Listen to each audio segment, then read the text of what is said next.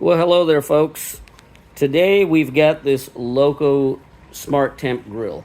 I just picked this up. This grill usually sells for about $400 to $450. I just picked this up on a special deal on slickdeals.net. If you've never checked that out, check out slickdeals.net. They've got some good deals out there. This thing, I picked it up at the Bass Pro Shops. So you buy it online, $300 off, $325 off, so $99, $107 out the door. And Bass Pro Shops, if you call them up once you purchase it online, they'll assemble it for you. So they put this whole thing together. All I had to do was put it in the car and bring it home. So I've got this grill. What we're going to do today before we start to use this grill is we're going to season the grill. So that prevents rust. It basically gets rid of all the manufacturing chemicals, etc. This is what the grill looks like all the way around. And it's a nice little design, beautiful grill. Gonna power it up. You got the handle right here. You basically pop it open. You've got your owner's manual. You've got your temperature probe that plugs in, and then your power adapter right here. So remove all that. Put this over here. All right.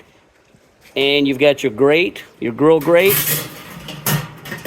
Grill grate is actually set up to where it can be divided, so you can do indirect cooking on it as well.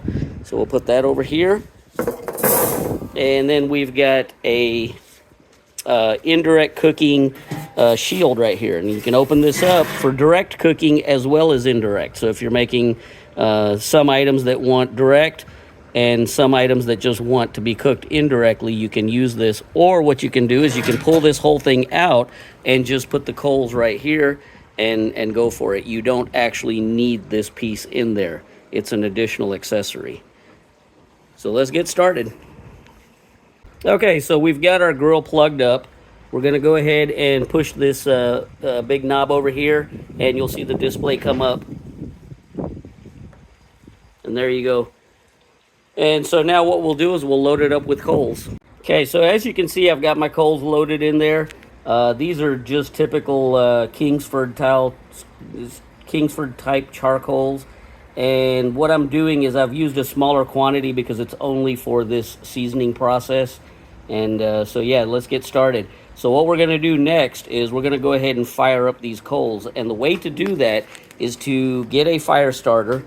And if you look down here, you've got this little tray. You pull this tray out, you put your fire starter block in here, light the fire starter block, close it up, and give it 5 minutes and leave the lid completely open because you want these charcoals to take off. So let's go ahead and get started doing that.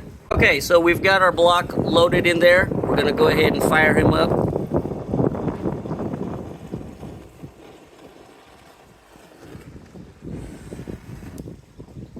And we'll go ahead and push it back in. So we're going to leave this open. Our fire is just starting to get underway. And we'll let these charcoals breathe a little bit and light up, give them about 5 minutes. And then what we'll do is we'll come over here and set the temperature. And we're going to set this to 250 degrees for the first 30 minutes to get it nice and warm. And then we'll go to step 2. So we've got our display turned on. Now what we're going to do is set this to 250. So I hold this button down right here, and that basically gets me over to the temperature setting. And I'm going to drop this down. It defaults to 470, but I'm going to drop this down to about 250 degrees.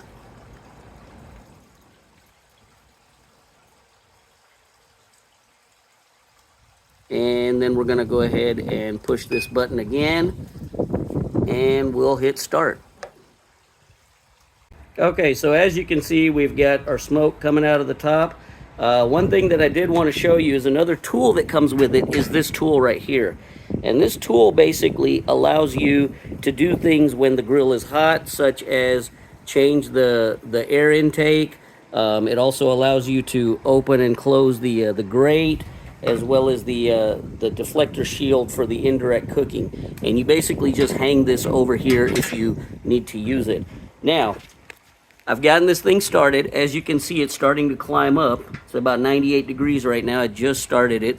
So we're gonna go ahead and let this thing run to about 250 for about maybe 30 minutes. That's gonna warm up the pit, and then we'll go to step 2. Okay, so as you can see, folks, we are at temperature. We're floating along right about 250, 260. It climbs up, comes back down, etc., etc. It's going to float a little bit, but generally speaking, it keeps its temperature pretty well. And it's a windy day, too. So now what we're going to do is we're going to go ahead and spray this thing down with some avocado spray oil. And we're going to go ahead and let that run for about 30 minutes. Okay, guys, so here we are. We've got our olive oil spray can, and I'm going to go ahead and open this thing up and spray it down. I'll be right back. Okay, so we've got this thing all the way sprayed down with olive oil. What we're going to do is we're going to go ahead and let this thing run at its 250, 260, 270 temperature that it's been floating at for about 30 minutes, and then we're going to come in and increase the temperature. So let's go ahead and close this thing up and let it do its thing. Okay, folks, so we're back. It's been exactly 30 minutes, maybe 1 or 2 minutes over, and we've been holding steady at about 250, 262.